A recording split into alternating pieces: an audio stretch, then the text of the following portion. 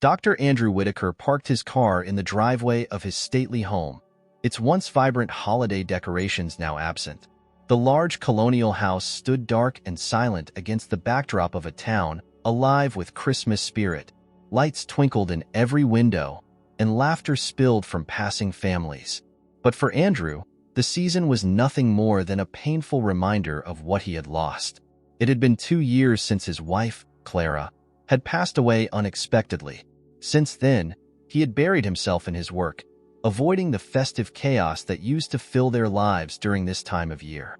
Tonight, like every other night, he planned to spend Christmas Eve alone, nursing his grief in the solitude of the home they had built together. As he climbed out of the car, something caught his eye, a small figure sitting on the steps of his porch. The boy, no older than 8 or 9, was huddled in a thin jacket, his knees drawn to his chest. His shoulders shook as he sobbed softly into the fabric of his sleeve. Andrew's first instinct was caution. It wasn't every day that a child appeared uninvited on his doorstep. But something about the boy, the vulnerability in his hunched posture, the way his tears fell unbidden, stirred a long-dormant part of Andrew's heart. "Hey there," Andrew called gently as he approached. "Are you all right?" The boy flinched, his tear-streaked face turning toward Andrew, his eyes wide and filled with a mixture of fear and despair, locked onto the doctor's. I didn't mean to bother you," the boy stammered. "I just didn't know where else to go." Andrew crouched to meet him at eye level. "It's freezing out here. Why don't you come inside? We'll figure this out together." The boy hesitated, but eventually nodded. Andrew unlocked the door and led him into the warmth of the house. Inside, the emptiness of the home felt even more pronounced with the presence of a child. It had been years since it echoed with laughter or the shuffle of small feet. "Sit here," Andrew said, gesturing to the couch. He draped a soft blanket over the boy's shoulders and went to the kitchen to warm some milk. When he returned, the boy was clutching a small, poorly wrapped package, his hands trembling slightly. "Here," Andrew said, handing him the mug. "This should help warm you up." The boy accepted it gratefully but didn't drink right away.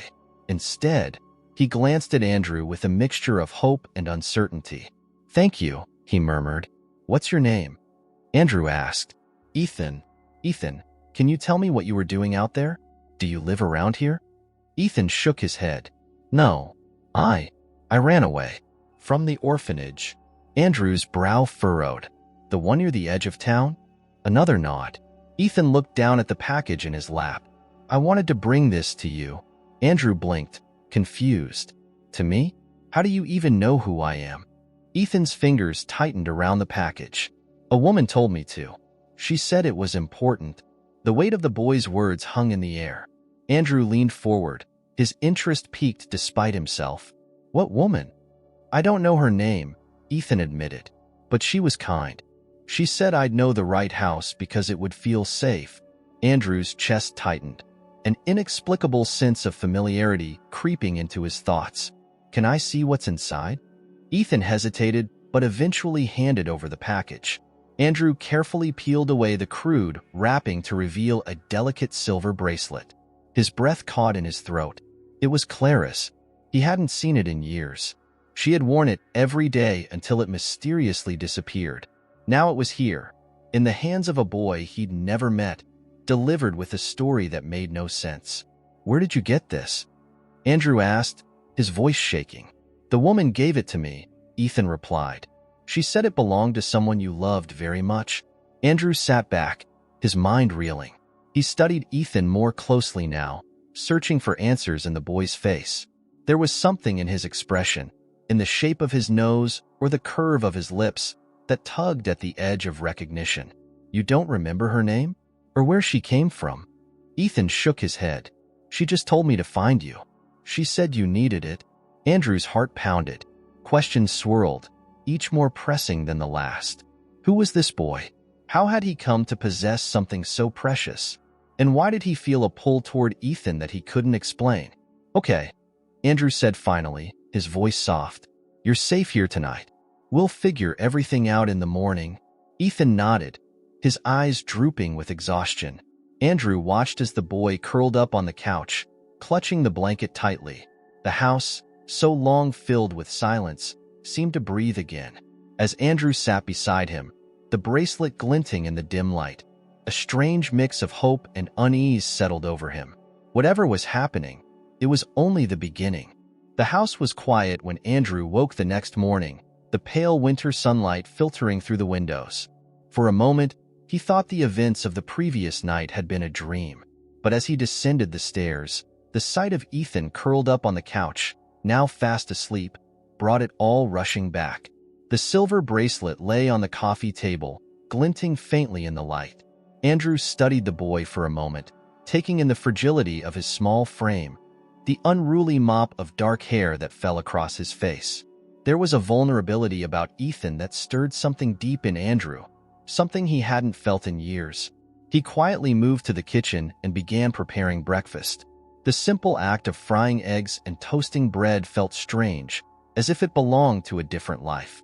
When the smell reached the living room, Ethan stirred, sitting up slowly and rubbing his eyes. "Good morning," Andrew said, keeping his tone light. Ethan blinked at him, still half asleep, but a faint smile tugged at his lips. "Morning. Come eat," Andrew said, setting plates on the table. Ethan approached hesitantly, as if unsure whether he was allowed to enjoy this moment of normalcy. When he sat down, Andrew noticed the way his hands trembled as he reached for the fork. They ate mostly in silence, but Andrew couldn't ignore the questions swirling in his mind. He needed answers, and he had a feeling they wouldn't come easily. "Ethan," he began gently, "I need to know more about the woman you mentioned. Anything you can tell me might help." Ethan hesitated, pushing his food around on the plate. "She didn't tell me much," he said finally. "She just showed up one day at the orphanage. She wasn't like the other visitors. She didn't ask about adopting anyone. She just talked to me." Andrew leaned forward. "What did she talk about?" "About families," Ethan said, his voice quiet. "And about you. She said you were sad and that I could help you." Andrew's throat tightened. "And the bracelet? She gave it to me before I left. She said it belonged to someone who loved you very much." Andrew's mind raced. The story seemed impossible, yet here it was, unfolding in his own home. He decided he needed to visit the orphanage, to find out who this mysterious woman was and how she had come into possession of Clara's bracelet. "Would you mind if we went to the orphanage together?" Andrew asked. "Maybe we can talk to someone there who knows more." Ethan nodded, his expression guarded but willing. A short drive later, they arrived at the orphanage, a sprawling old building on the outskirts of town. Inside, the air was warm but carried the faint scent of cleaning supplies. Children's voices echoed faintly from a distant room. The director, a stern woman in her 60s, greeted them with a polite but wary smile. "Dr. Whitaker," she said. "I wasn't expecting a visit." Andrew introduced Ethan and explained their purpose. The director frowned. "Ethan's been here for most of his life," she said. "We've always hoped someone would take him in, but, well, it hasn't happened. What about the woman he mentioned?" Andrew pressed. "Do you have any record of her visiting?" The director shook her head. "I'd have to check the logs, but I don't recall anyone matching that description." "Are you sure she wasn't a family member?"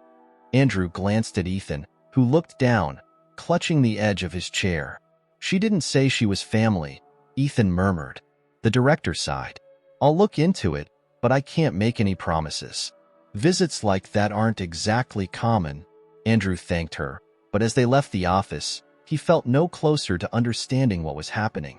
As they walked back to the car, Ethan tugged on his sleeve. "There's something else," the boy said softly. "What is it?" Andrew asked, crouching to meet his eye. "She said I reminded her of someone she missed a lot." Andrew's heart clenched. The words echoed something Clara might have said. He had no idea how to piece together the puzzle, but he couldn't ignore the growing certainty that Ethan's presence in his life was no coincidence. That evening, back at home, Andrew dug through an old box of Clara's belongings, searching for anything that might connect the dots. Ethan watched from a distance, his small face thoughtful but quiet. Finally, Andrew found it. A diary Clara had kept during the early years of their marriage. It was a habit she had eventually set aside, but the entries from that time were filled with her thoughts, hopes, and secrets. As he flipped through the pages, One entry caught his eye. It was dated years before they had met. Today, I did something I will carry with me forever. I said goodbye to a piece of my heart. I hope he will find love, even if I can't give it to him. Andrew read the words over and over, his breath catching in his throat. A piece of my heart. Could Clara have been talking about Ethan? The thought sent a wave of emotion crashing over him. Shock, sadness, and a flicker of something else. Hope. He looked up to find Ethan watching him. What is it? The boy asked. Andrew hesitated, unsure how much to say. It's something I need to think about, he said carefully. Ethan nodded, but his expression was tinged with worry. As the evening wore on, Andrew couldn't shake the growing realization that his life was about to change in ways he never anticipated. Whatever the truth was, he knew one thing for certain. Ethan had come into his life for a reason. And whether by fate or coincidence, he wasn't going to let the boy go. Andrew spent the next morning piecing through every memory he had of Clara, searching for clues he might have missed. Her laughter, her touch, the way her presence lit up a room. All of it felt so vivid, yet distant. Ethan's arrival had stirred something long buried, a need to understand not just her secrets but his own part in this unfolding mystery. As the boy quietly ate breakfast, Andrew decided it was time to address what had been gnawing at his thoughts. He placed his coffee cup down and sat across from Ethan. I found something in Clara's old things, he began carefully. Something that makes me think there's more to your story. Ethan froze mid-bite, his wide eyes meeting Andrew's. What do you mean? Andrew hesitated, searching for the right words. Clara, my wife. She wrote about making a very difficult decision many years ago. I think she might have been talking about you. The boy's fork clattered onto his plate. Me? He asked, his voice barely a whisper. I'm not sure yet, Andrew admitted, but there are things that don't feel like coincidences. That bracelet, the woman you described, and now this. It's all connected somehow. Ethan leaned back in his chair, his small frame trembling. I don't understand. How could she be my mom?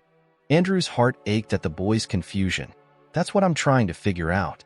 But I need you to trust me, Ethan. Can you do that? After a long pause, Ethan nodded. Okay. Andrew smiled gently. Good. Then we're in this together. The rest of the day passed in a blur of small tasks and quiet reflection. Andrew couldn't bring himself to go to the hospital. The idea of leaving Ethan alone felt wrong. Instead, he dove deeper into Clara's diary, poring over each page for additional clues. Her entries were filled with a mixture of hope and regret, her words painting a picture of a woman torn between love and responsibility. One entry stood out. Clara had written about meeting with someone who helped her make the decision to give up her baby. She didn't name names, but described the meeting as both painful and necessary. I hope he will understand someday, she wrote. I hope he will forgive me. Andrew closed the diary, his chest tight. He could feel the weight of Clara's choices, the impossible burden she must have carried. And now, somehow, it had fallen to him to make sense of it all. That evening, as the snow began to fall outside, Andrew decided to share his findings with Ethan. The boy sat curled up on the couch, wrapped in the same blanket Andrew had given him on that first night. He looked so small, so fragile. Yet there was a resilience in his eyes that reminded Andrew of Clara. I found something else, Andrew said, sitting beside him. It's not a definite answer, but it's a start. Ethan looked at him expectantly. What did it say? Andrew hesitated, then placed the diary in the boy's lap. It's from her. Clara, I think you should read it. Ethan's hands shook as he opened the diary. He scanned the pages, his lips moving silently as he read. When he reached the entry Andrew had pointed out, tears welled up in his eyes. She didn't want to give me away, he said, his voice cracking. No, she didn't, Andrew said softly, but she thought it was the best way to give you a chance at a better life. Ethan sniffled, his small hands clutching the diary tightly. Do you think she loved me? Andrew felt his throat tighten. Ethan, I know she did. She wouldn't have carried this pain with her if she didn't. The boy nodded, his tears falling freely now. Andrew put an arm around him, pulling him close. For the first time in years, he felt the faint stirrings of something he thought he'd lost forever. A sense of purpose, of connection. "I want to know more about her," Ethan said after a while. "I want to know everything." Andrew smiled through his own tears. "And I'll tell you everything I can." The days that followed were filled with quiet discoveries. Andrew shared stories of Clara's kindness, her laughter, the way she always made Christmas magical. He showed Ethan photos of her, and the boy's face lit up as he studied each one, searching for pieces of himself in her features. But Andrew knew they couldn't stop there. If Ethan was Clara's son, there would be records, proof that tied their stories together. With renewed determination, Andrew reached out to a friend in family law, explaining the situation in cautious detail. The friend agreed to help, offering to search for adoption records and anything else that might shed light on Ethan's past. As the investigation unfolded, Andrew and Ethan began to settle into a rhythm that felt almost like a family. They cooked meals together, decorated the house for Christmas, and even ventured out to the town's annual holiday market. For the first time in years, Andrew found himself smiling without effort, his grief slowly giving way to a fragile but growing hope. Ethan, too, began to change. The shy, guarded boy who had appeared on Andrew's doorstep now laughed more freely, his eyes brighter with each passing day. It was as if he had finally found a place where he belonged. But even as they built this new bond, Andrew couldn't shake the nagging fear that it might all fall apart. The results of the investigation would bring answers, but they could also bring complications. Questions about custody, legal battles, and the reality of what it meant to suddenly become a father. One snowy evening, as they sat by the fire, Ethan turned to Andrew with a look of quiet determination. "If she gave me away, why did she want me to find you now?" Andrew paused, considering the question. "I think she wanted us to find each other because she knew we needed each other," he said finally. "She may not be here, but she still found a way to bring us together." Ethan nodded slowly, a small smile forming on his lips. "I'm glad she did." Andrew reached out, resting a hand on the boy's shoulder. "So am I, Ethan. So am I." In that moment, the future felt less daunting. Whatever challenges lay ahead, Andrew knew one thing for certain: they would face them together. For the first time in years, Christmas felt like a season of miracles once again. As the days passed, Andrew and Ethan settled into an unspoken rhythm. Their mornings began with quiet breakfasts, where Ethan often peppered Andrew with questions about Clara. He wanted to know everything: her favorite foods, the books she loved, the silly habits she had that only someone close to her would remember. Andrew answered each question with care, sometimes pausing to collect himself when the memories grew too vivid. For years, he had avoided thinking about Clara too deeply, afraid of reopening wounds that never seemed to heal. But now, sharing her with Ethan felt like a balm, a way to honor her and keep her spirit alive. Ethan, in turn, began to open up about his own life. He talked about the orphanage, how the days were long and the nights even longer. "You never really feel like you belong anywhere," he admitted one afternoon as they decorated the sparse Christmas tree Andrew had reluctantly bought. "Even when people are nice, you know they're not going to stay." Andrew stopped hanging the strand of lights he'd been working on and looked at Ethan. "That's not how it's going to be here," he said firmly. "You have a place here, Ethan, for as long as you need it." The boy didn't respond immediately, but the look in his eyes said everything. For the first time, Andrew saw a flicker of trust, a belief that maybe, just maybe, this wasn't temporary. That evening, Andrew received a call from his friend in family law. "I found something," the lawyer said, "but it's not straightforward." Andrew's heart raced. "What is it?" "There are records linking Clara to an adoption agency about 9 years ago," the lawyer explained. "But there's no direct mention of Ethan's name in the paperwork. It's listed as a closed adoption, which means the details were sealed." "Sealed?" Andrew echoed, frustration bubbling to the surface. "Is there any way to access them?" "It's complicated," the lawyer admitted, "but there might be a loophole. Since Ethan's in your care now, you could petition for guardianship, which could give you grounds to request the records. It'll take time, though." "Time?" Andrew glanced at Ethan, who was busy adjusting an ornament on the tree. Time felt like a luxury they didn't have. Still, he thanked his friend and hung up. determined to pursue the matter no matter how long it took. The following days were a flurry of activity. Andrew filed the necessary paperwork to begin the guardianship process, juggling meetings with lawyers while ensuring Ethan felt secure and cared for.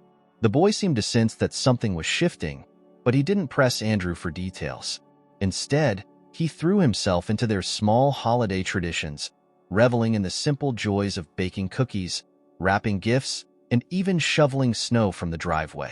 It was as if he was trying to create a space for himself in Andrew's life, and Andrew welcomed it with open arms. One afternoon, as they walked through the town square to admire the holiday lights, Ethan tugged on Andrew's sleeve.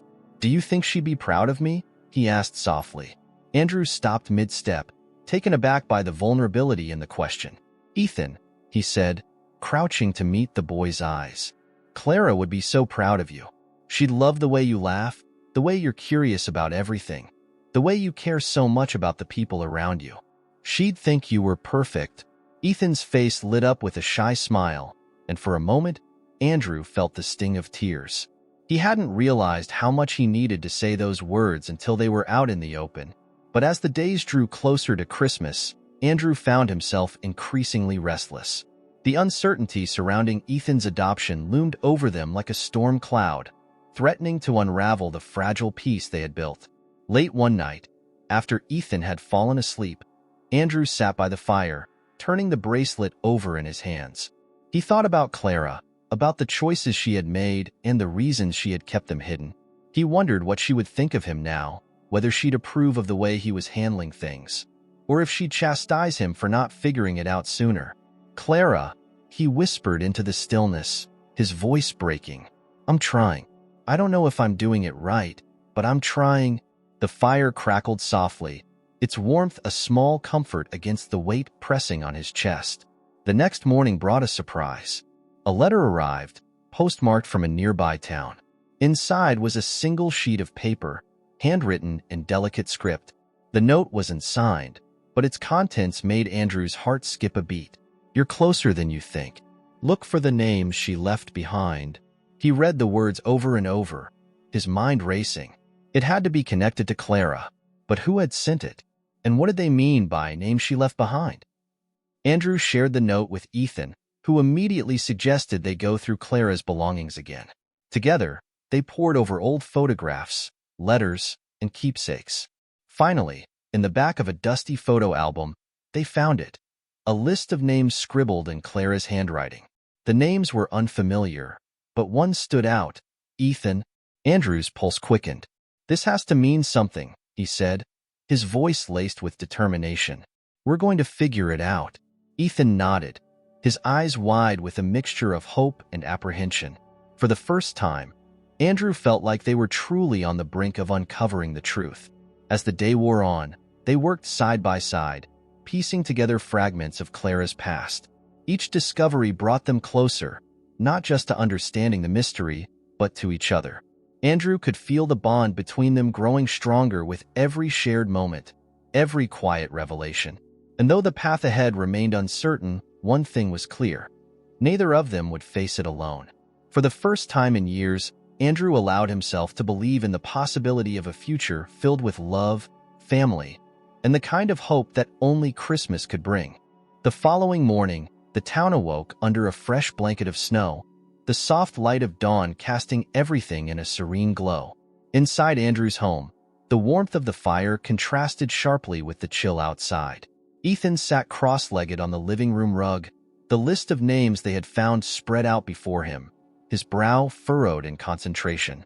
Andrew, holding a steaming cup of coffee, stood nearby, watching the boy's determination with a mix of admiration and unease.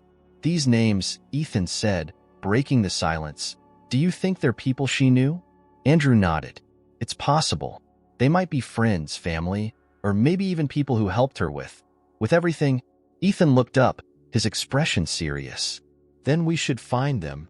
Andrew hesitated.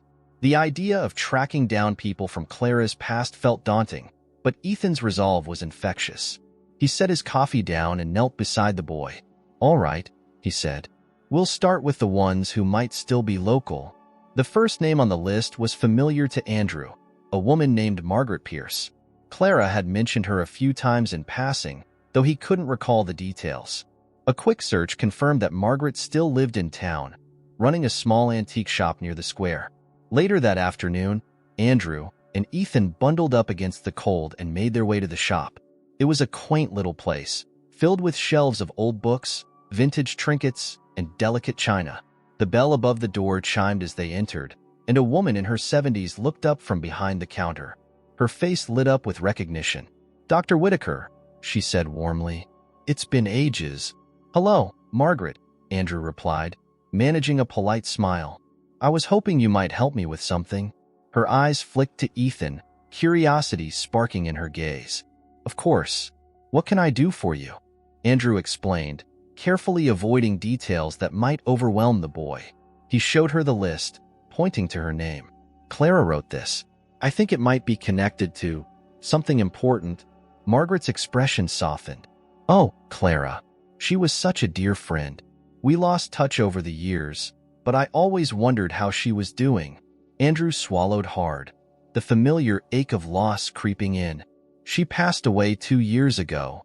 Margaret reached across the counter, resting a hand on his. "I'm so sorry to hear that." After a moment, Andrew pressed on. "Do you remember anything that might help us? Did she ever talk about making a difficult decision or someone she cared about?"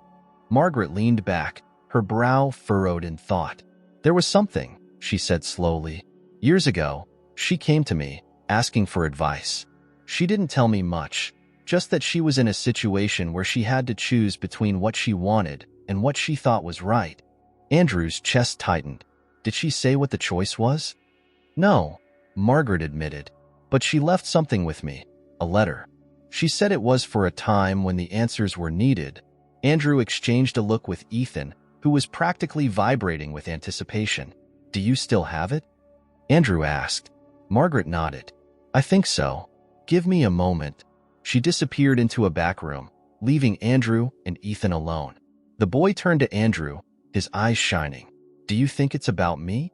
Andrew placed a hand on Ethan's shoulder. "We'll know soon enough."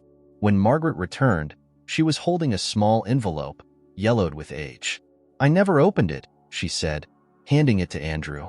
"I figured if Clara trusted me with it, I should respect her wishes."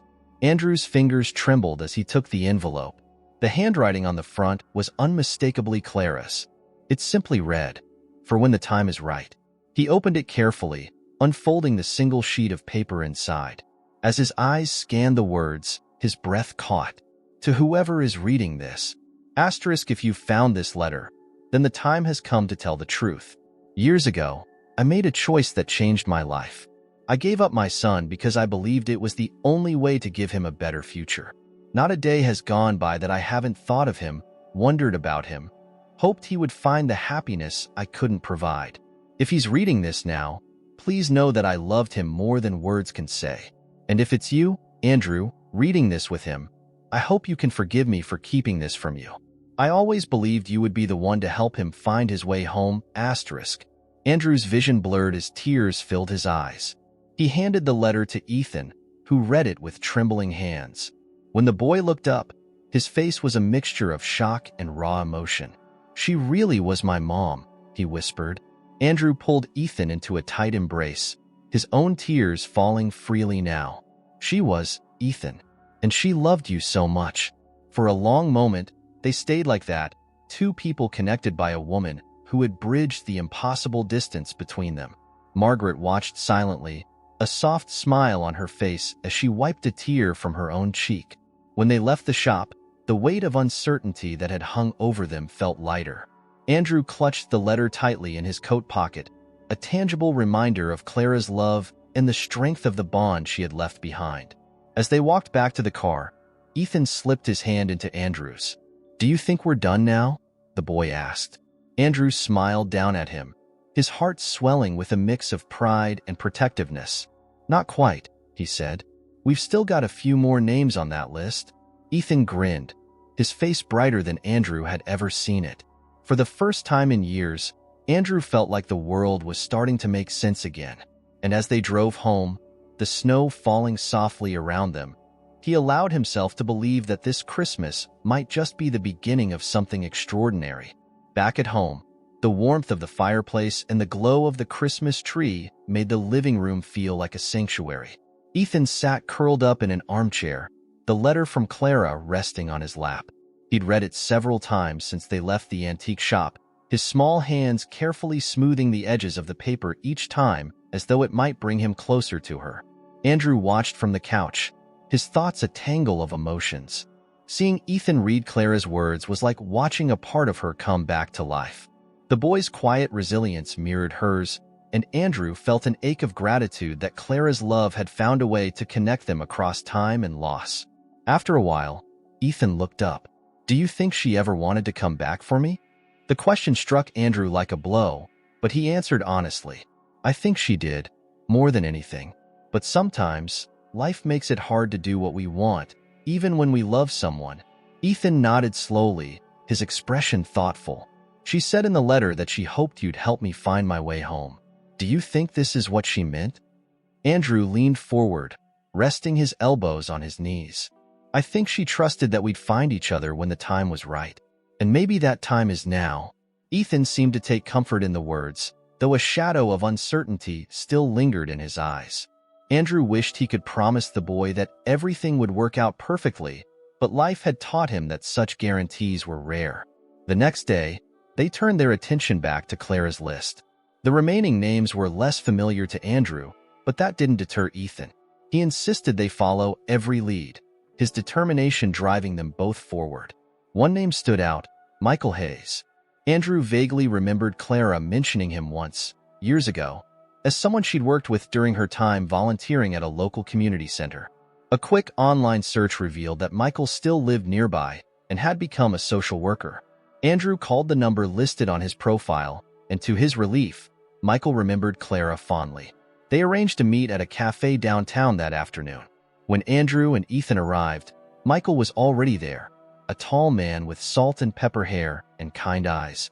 He greeted them warmly, his handshake firm but gentle. "It's been years," Michael said, settling into his chair. "Clara was one of the most compassionate people I ever met. I'm sorry to hear about her passing." "Thank you," Andrew said, his voice steady despite the emotion bubbling beneath the surface. "I wanted to ask you about something Clara may have talked to you about." "It's personal." Michael nodded, his expression attentive. "Of course. What's on your mind?" Andrew hesitated before pulling out the list and the letter.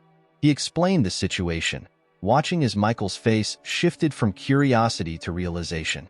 "She mentioned something to me once," Michael said after a moment. "It was right around the time she stopped volunteering at the center.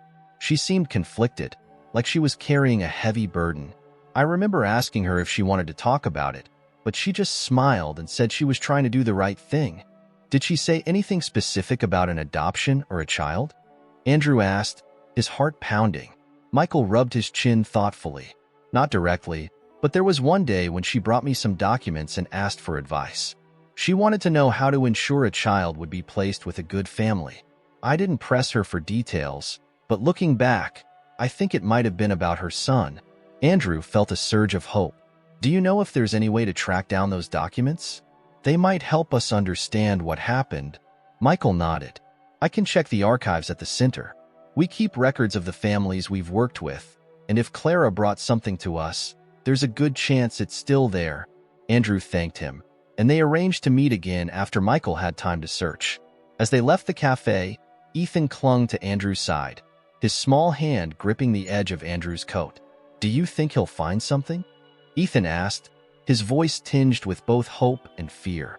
Andrew placed a reassuring hand on the boy's shoulder. "I think we're getting closer, Ethan. And no matter what we find, we'll face it together." That evening, Andrew and Ethan returned home to the comforting glow of their Christmas decorations. They settled into their usual routine, dinner, followed by a quiet hour by the fire. Ethan had taken to reading aloud from one of Clara's favorite books, his young voice filling the room with a warmth Andrew hadn't realized he'd missed. As Ethan read, Andrew found himself reflecting on how much their lives had changed in such a short time. The boy who had arrived on his doorstep just days ago, shivering and unsure, now filled the house with a quiet energy that felt like a blessing. And for Andrew, who had spent so long hiding from his grief, Ethan's presence was a reminder that even in the darkest times, connection was still possible. The next morning, Michael called with good news. He had found a file with Clara's name on it, along with notes about her involvement in arranging an adoption. While the file didn't include Ethan's name, it did contain contact information for the agency she had worked with. Michael offered to meet them at the center to go over the details. When they arrived, Michael greeted them with a folder in hand. Inside were documents outlining the adoption process, along with a letter Clara had written to the agency. The letter was brief but heartfelt, expressing her hopes for the child and her gratitude to the agency for their support.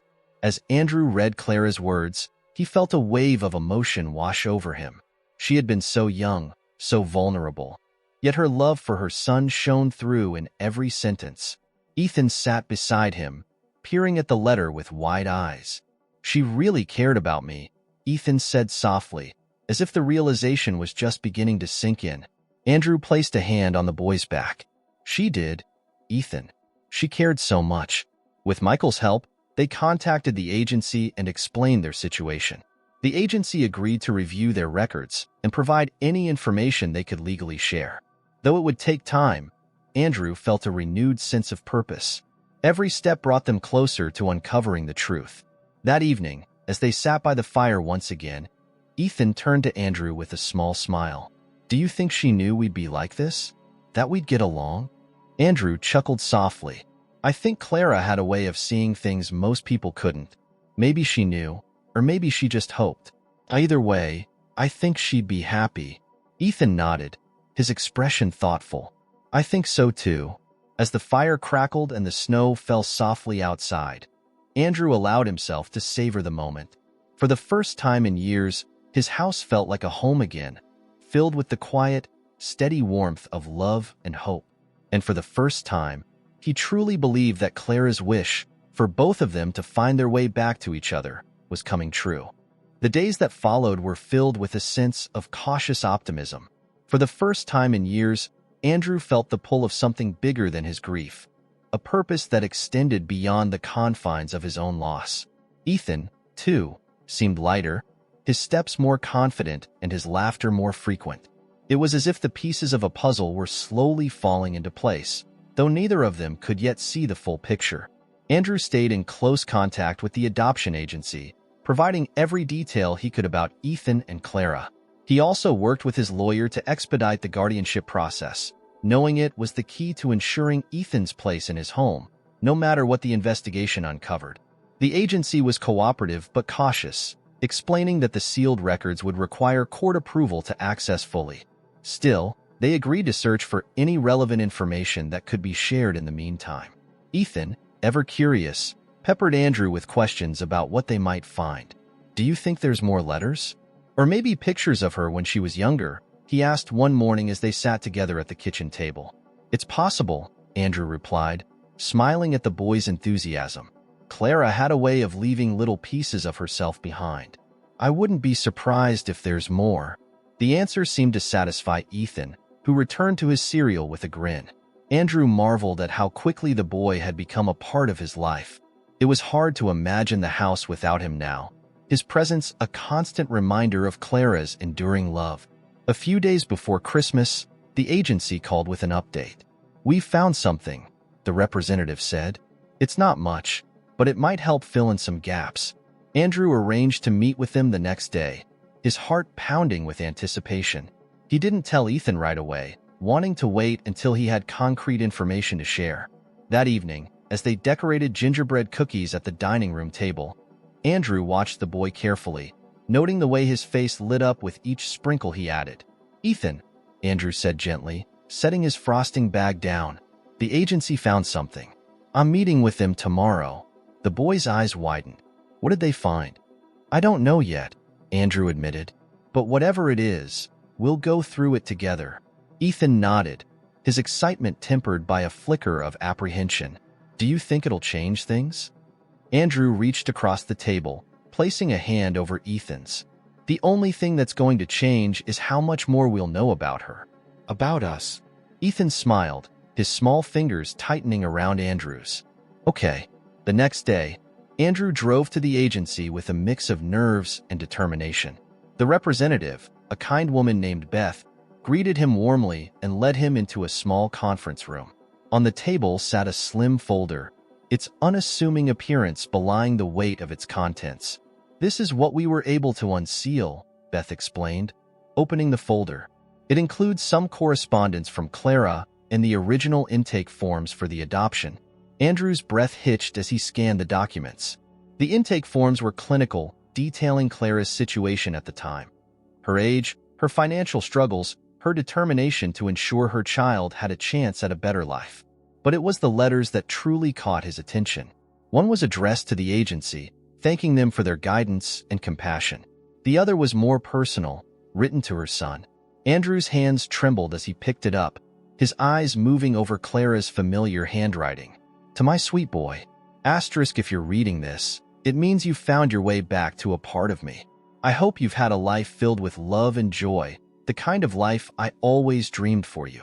Letting you go was the hardest thing I've ever done, but I believed it was the right thing. Please know that I've thought of you every single day and that my love for you has never wavered. You are, and always will be, a piece of my heart, asterisk. With all my love, always, your mom, Clara."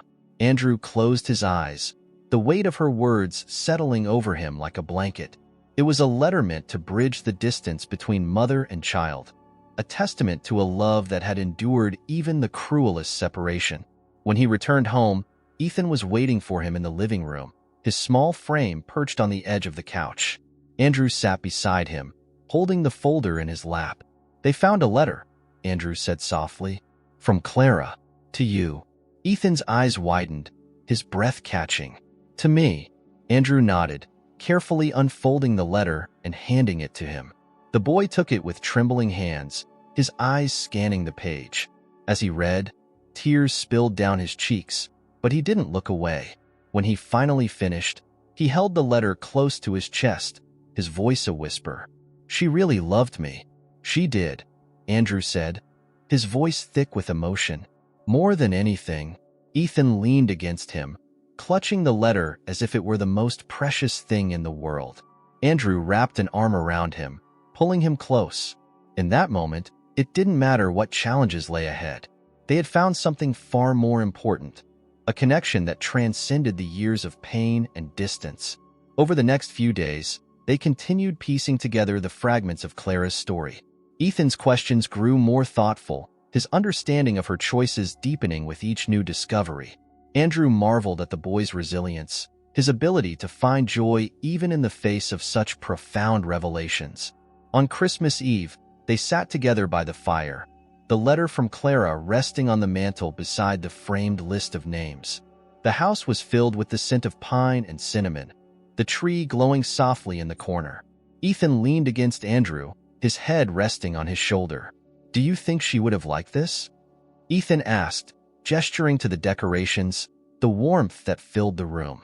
Andrew smiled. "I think she would have loved it, and I think she'd be proud of us for finding our way to each other." Ethan nodded, his eyes heavy with sleep but bright with contentment. "I'm glad I came here," he murmured. "I didn't know what I was looking for, but I think I found it." Andrew tightened his arm around the boy, his heart swelling with a mix of gratitude and love. "You found me," he said softly, "and I found you. That's all that matters."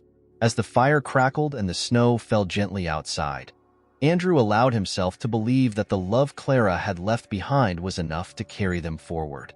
This Christmas, he thought, was not an end but a beginning, a promise of hope, family, and the kind of miracles that only the season could bring. Christmas morning arrived with a quiet stillness that felt almost magical. Snow blanketed the town, muffling every sound, while the soft golden light of the rising sun streamed through the windows. Andrew woke to the faint scent of cinnamon wafting through the house. At first, he thought it might be his imagination, memories of past Christmas mornings with Clara, until he heard the clinking of plates coming from the kitchen. He climbed out of bed and padded down the hall, his heart warming at the sight that greeted him. Ethan stood on a stool by the counter, carefully arranging slices of toast and fruit onto a plate. His tongue stuck out slightly as he focused, and his small hands worked with precision. The boy was still wearing his pajamas, the sleeves a little too long, but he looked determined and proud. "Good morning," Andrew said, his voice soft. Ethan spun around, startled, but his face quickly broke into a sheepish grin. "I was trying to surprise you." Andrew chuckled and stepped closer, ruffling Ethan's hair. "You did a great job. It looks delicious." They sat together at the small kitchen table, sharing the simple breakfast Ethan had prepared. It was a quiet moment, filled with unspoken affection. For Andrew, it was the first Christmas morning in years that didn't feel like a chore to endure. For Ethan, it was the first Christmas morning that felt like home. After breakfast, they moved to the living room, where the Christmas tree sparkled with twinkling lights. Beneath its branches were a few modestly wrapped gifts. Ethan hesitated, glancing at Andrew as though seeking permission. "Go ahead," Andrew said with a smile. "They're for you." Ethan's face lit up as he reached for the first package. It was a set of drawing supplies, colored pencils, sketch pads, and markers. Andrew had noticed Ethan's habit of doodling in the margins of papers and thought he might enjoy something more substantial. "These are awesome," Ethan exclaimed, running his fingers over the pencils. "Thank you." The next gift was a warm winter coat, the exact one Ethan had admired during one of their walks through town. Andrew had made a mental note and returned to the store later to purchase it. Ethan's eyes widened as he held it up, the deep green fabric soft to the touch. "This is the one I saw," Ethan said, his voice filled with awe. "You remember?" "Of course I did," Andrew replied. "You deserve it." As Ethan tried on the coat, Andrew reached under the tree for one last gift, a small, carefully wrapped box. "This one's special," he said, handing it to Ethan. Ethan opened it slowly, peeling back the paper with deliberate care. Inside was a simple silver chain with a charm shaped like a heart.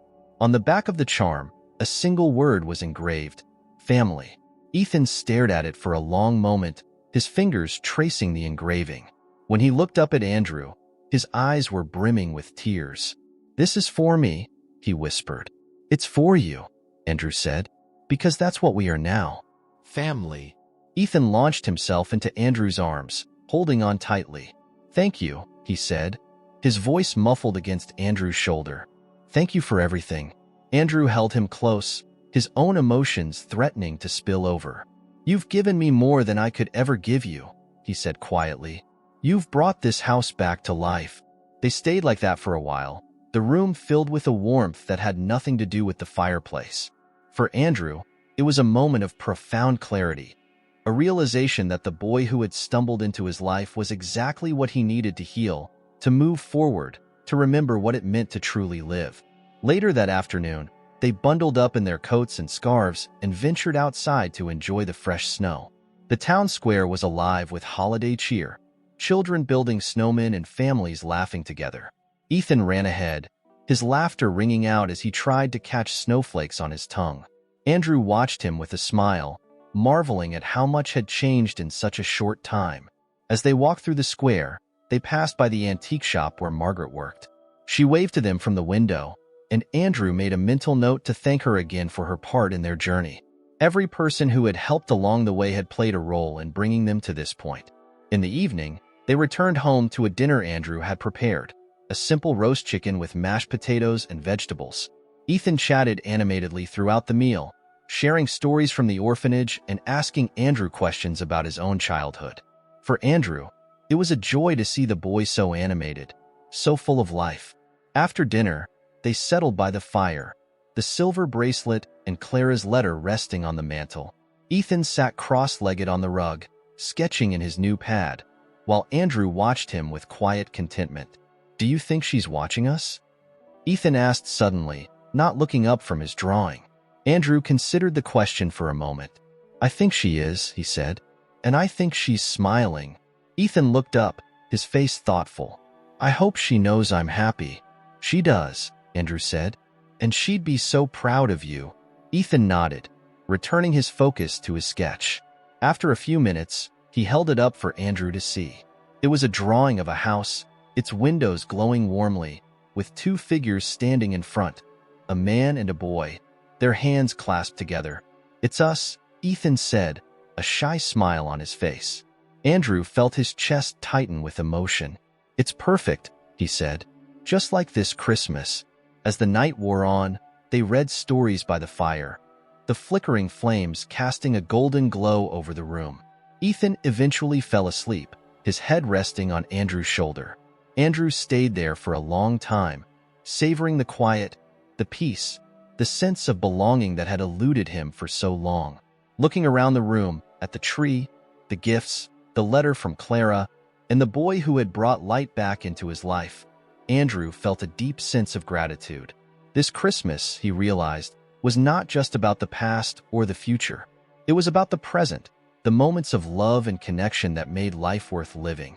As the clock struck midnight, Andrew whispered softly into the quiet room, "Thank you, Clara, for bringing him to me, for giving us this chance."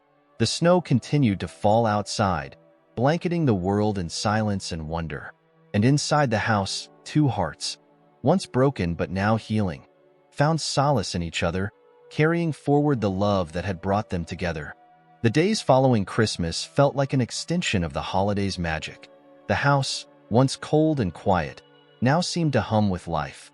Ethan's laughter echoed through the halls as he explored his new drawing supplies, often pulling Andrew into impromptu games or asking him to sit for a serious portrait that always ended with them both giggling uncontrollably.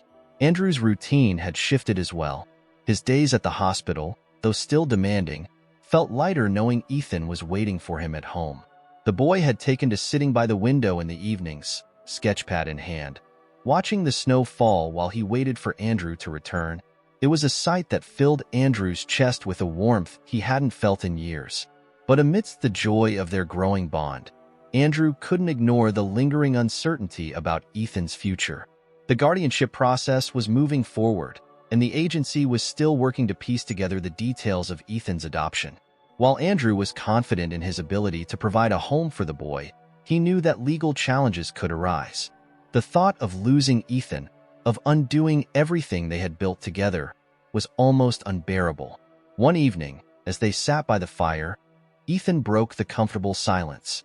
"Do you think I'll get to stay here forever?" he asked, his voice small but steady. Andrew set his book aside, his heart tightening at the question. He met Ethan's gaze, seeing the hope and vulnerability there. "I'm doing everything I can to make sure you do," he said. "And no matter what happens, I promise we'll face it together." Ethan nodded, his lips pressing into a determined line. "I want to stay," he said firmly. "This feels like where I'm supposed to be." Andrew reached over, squeezing the boy's shoulder. "It feels that way to me too." The next morning brought an unexpected development. Andrew received a call from Beth at the agency. "We've uncovered some additional information," she said. "It might help clarify things." Andrew's pulse quickened. "What did you find?" "There's a name connected to Ethan's original case, a woman named Angela Brooks. She was involved in facilitating the adoption process at the time. We've reached out to her, and she's agreed to meet with you." Andrew thanked her and arranged a meeting for later that afternoon.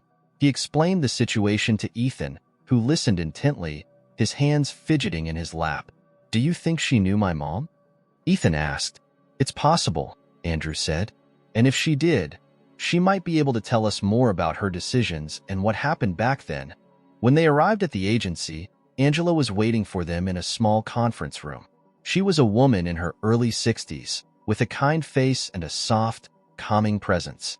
She greeted them warmly, her eyes lingering on Ethan with a mixture of curiosity and empathy. "Thank you for coming," Angela said, gesturing for them to sit. "I've been reviewing the case files, and while I don't remember all the details, I do recall working with Clara.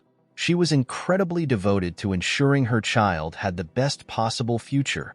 Andrew nodded, his chest tightening at the mention of Clara's unwavering love. "What can you tell us about the adoption?" Angela folded her hands on the table. Clara was very young at the time, and her circumstances were difficult. She was determined to give her son a chance at a stable, loving home. "I remember being struck by how deeply she cared. It wasn't a decision she made lightly." She paused, her expression softening as she looked at Ethan. "She wrote a letter to the prospective family, explaining her hopes for her son's future. "That letter is still in the file, and I'd like to share it with you." Angela slid a piece of paper across the table. Andrew hesitated for a moment before picking it up, his eyes scanning the familiar handwriting. The letter was brief but poignant, filled with Clara's hopes for the life her son would lead.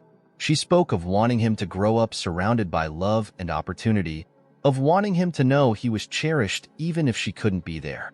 Ethan leaned closer, reading over Andrew's shoulder. When they finished, the boy looked up at Angela. "Did she ever talk about finding me again?" he asked. Angela's expression grew thoughtful. "She did mention it once," she said.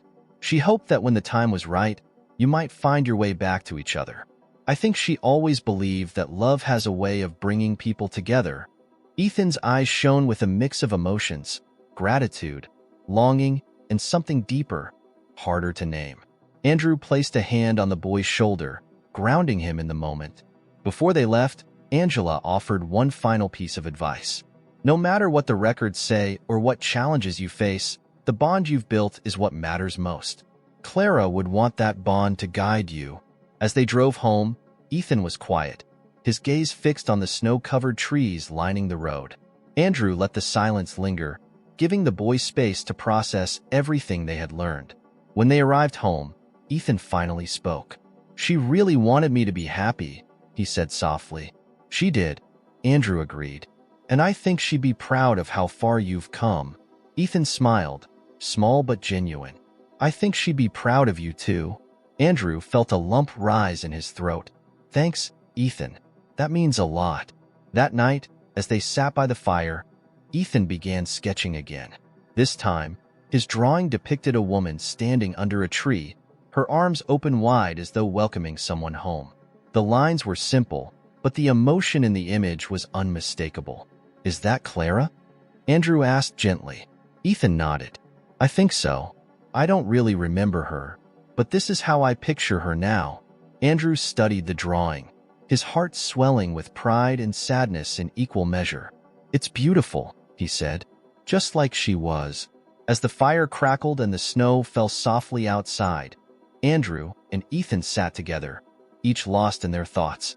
They didn't have all the answers yet, but they had something more important: a shared sense of purpose, a belief that they were exactly where they were meant to be. For Andrew, it was a reminder that love, whether it came in the form of a memory, a letter, or the laughter of a child, had the power to heal even the deepest wounds.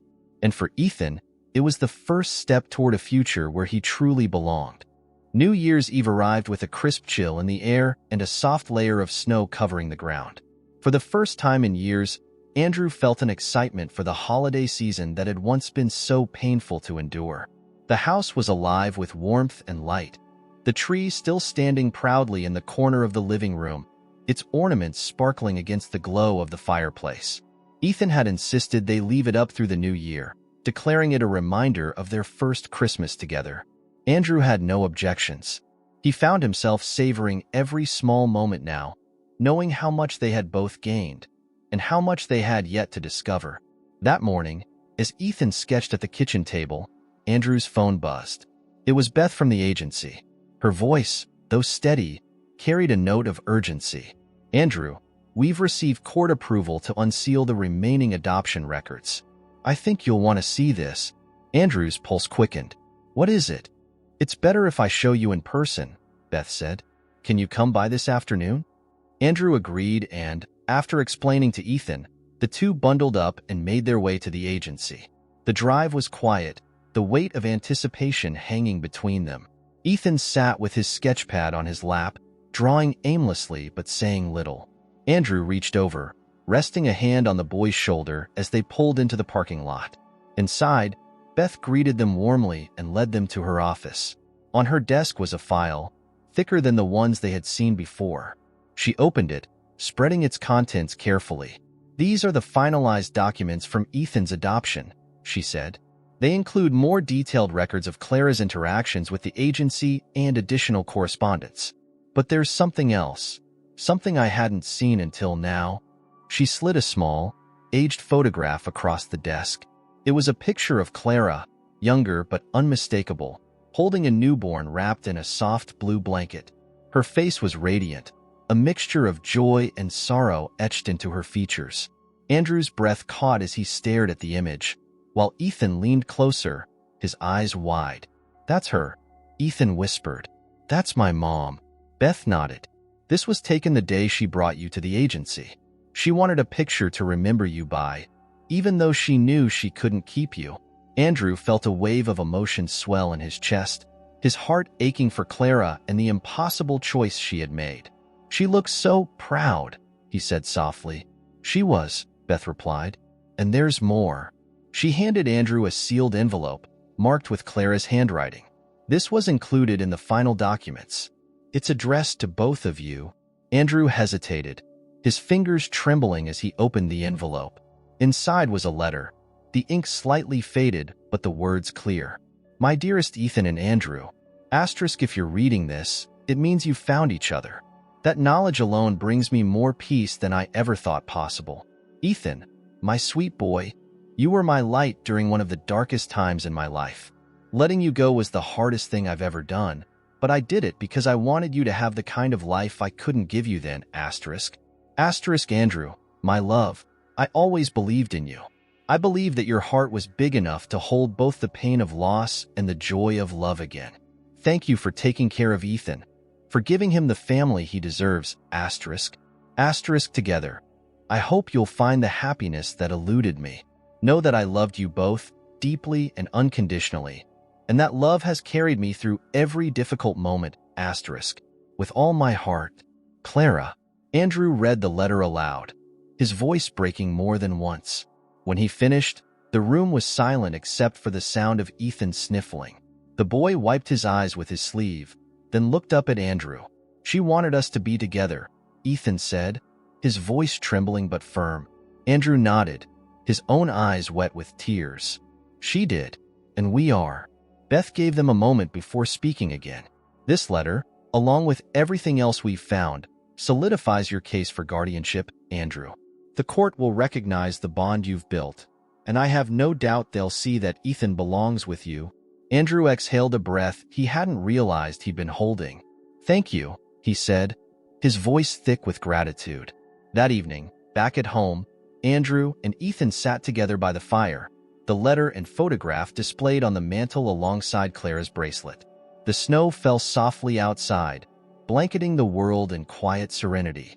Ethan was unusually quiet, his head resting against Andrew's arm. "Do you think she's happy now?" he asked, his voice barely above a whisper. Andrew wrapped an arm around him, pulling him closer. "I think she is," he said. "She got exactly what she wanted. You and me together."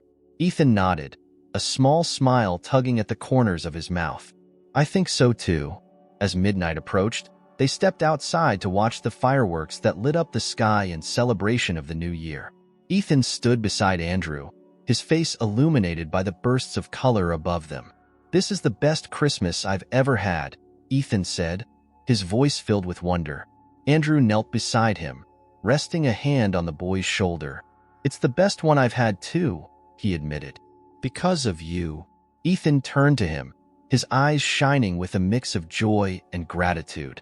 "Thank you for everything." Andrew smiled, his heart full. "Thank you for finding me." As the final fireworks faded into the night, Andrew and Ethan stood together, their breaths visible in the crisp air. The world around them felt vast and full of possibility, but for now, they were content in the knowledge that they had found exactly what they needed: each other. This was not just the start of a new year, but the beginning of a new life. A life filled with love, hope, and the unwavering bond of family. For Andrew and Ethan, it was more than a happy ending. It was a promise of all the joy still to come.